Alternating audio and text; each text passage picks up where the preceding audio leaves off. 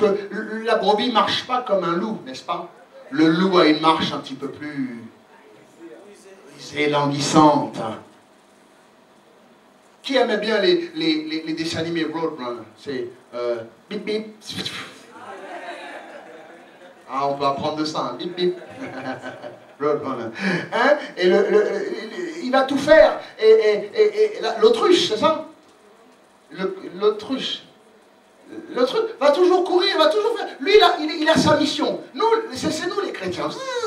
Et puis le coyote là, ou le loup là, il va aller de l'avant, il va mettre des pièges, des enclumes pour te tomber dessus, des trous. Mais qui le sait que si même dans ce dessin animé, il est toujours victorieux et que le loup perd toujours, qui le sait qu'avec Dieu c'est toujours pareil comme ça. Moi, tu vas mettre l'enclume devant, j'ai fait bip bip. Et quand tu vas t'arrêter pour dire, mais pourquoi ça part?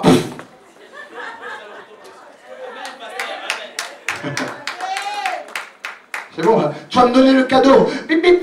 Tu vas me donner le cadeau. Et je vais courir, je vais bip bip. Je vais courir. Et ça ne va pas exploser. Et donc, toi, tu vas courir à côté de moi, tu vas faire. Tu vas prendre le cadeau et moi, je vais faire. Et puis, moi, ce dessin animé me parle du chrétien et du loup qui rôde. Et donc la démarche du loup n'est pas le même que la brebis. La brebis, elle marche comme ça. Et le loup. Et donc le dimanche à l'église, où certains chrétiens, tu peux déterminer s'ils sont vraiment chrétiens ou des loups, dépendant de leur marche. Parce qu'ils viennent à l'église, je les vois comme ça. Mais ils sont habillés en brebis, hein. Et là, vous tous, vous êtes là, vous êtes salut frère, salut, alléluia, amen. Mais dans leur démarche, je vois la queue du loup qui dépasse. Parce que c'est... Qui comprend? Une fois que vous êtes tous assis là, toi, tu vas pas, mais allez, tu fais confiance. Mais moi, du haut de la chair, là, le pupitre me sert à ça. Quand je regarde, là, je vois la queue qui fait... Je vais attendre de... Je vais attendre de... Qui le sait que tant que le berger là, il agira pas. Et si, brebis que tu es, tu écoutes ce loup pour sortir, parce que c'est les loups qui viennent semer, ravir. Le loup sera là et tout le monde, alléluia, après le culte, le loup va venir et dire, ça va ma soeur, tu vas bien? C'était dur un dimanche. Hein. C'était dur. Hein. Vraiment. Hein. Pasteur, il est un peu dur. Hein. Et il va voir quelle brebis va. Mais c'est vrai. C'est vrai. Il faut qu'il voie. Il dit, elle dit, t'as vu? Ah ouais, c'est vrai. Hein. Ben écoute, ça te dit qu'on se voit mardi, on va boire un café, un tout, on va parler. Amen, c'est vrai, amen. Et quand tu trouves au café, la brebis elle fait, salut ma soeur, tu vas bien? Oui, ça va, tu vas bien? Alors, dimanche. Oui, c'est vrai, je ne sais pas à qui il parlait. Et lui dit, moi je sais que c'est à la sœur telle qui parlait. Mais tu fais pour parler là, hein, et puis il te coupe. Il te coupe directement. Et quand finalement tu réalises, ma soeur, c'est pas... Écoute-moi bien, les chrétiens qui sont embobinés par les autres chrétiens, ou les loups habillés en chrétiens dans l'église, quand elles réalisent qu'elles se sont fait duper, ils ont trop peur de revenir. Ils ont trop peur de revenir.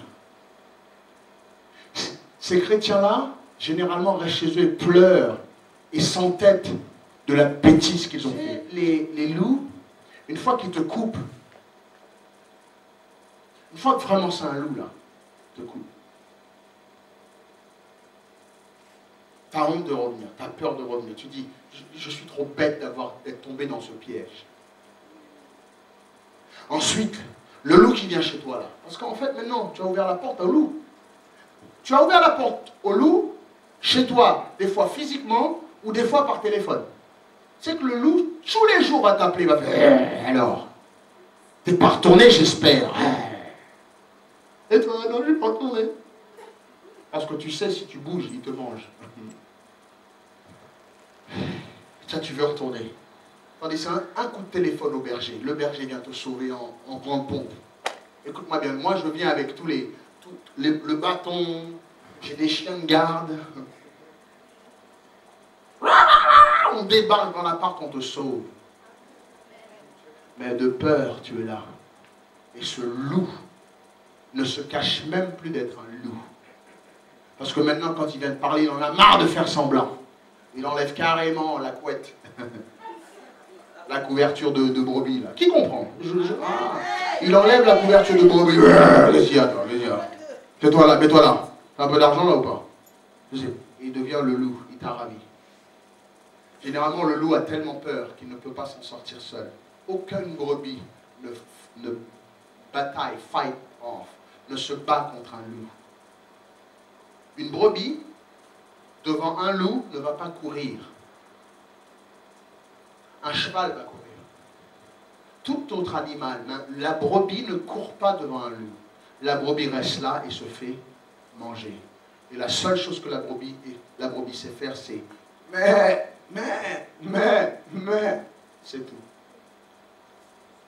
Vous savez pourquoi? C'est sa nature. Un agneau est doux. Une brebis ne se bagarre pas. Le bouc, lui, c'est autre chose. À la brebis. Et Dieu ne veut pas de bouc au ciel de toute façon. Il a dit qu'il va les séparer. Il va prendre les brebis là-haut. Alors les boucs qui disent, qui connaît les boucs? Moi je suis chrétien, mais... Je suis chrétien, moi je suis une brebis du Seigneur, moi. Il n'y a pas quoi, mais si à moi c'est carré avec le pasteur, moi. Si c'est pas d'accord, moi je lui dis texto. S'il veut carré sa tête, moi ma tête est dure aussi, carré. C'est les boucs qui aiment bien. Qui comprend? Les boucs, c'est...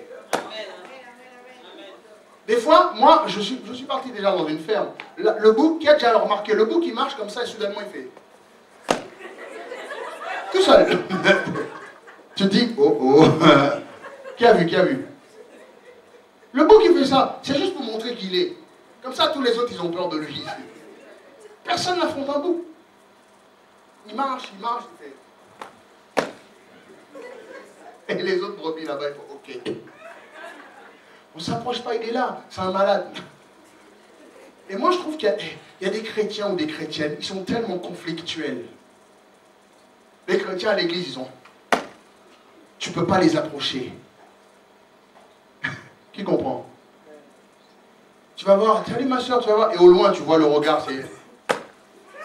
Je t'approche, c'est... Et toi tu fais quoi? Parce que toi, tu n'as pas de cornes, tu n'es pas un bouc. S'il te rentre dedans, il va te casser la tête, donc tu laisses. Tu vas avoir d'autres brebis. Ça va bien. Moi, je prends celui-là là-bas. C'est un bouc. Bon, je reviens à ma leçon. Qui veut connaître comment gagner des âmes au Seigneur? D'accord. Alors c'est le bon groupe, alors. On arrive au serpent. Je me suis dit, Seigneur, serpent, c'est mauvais, ça.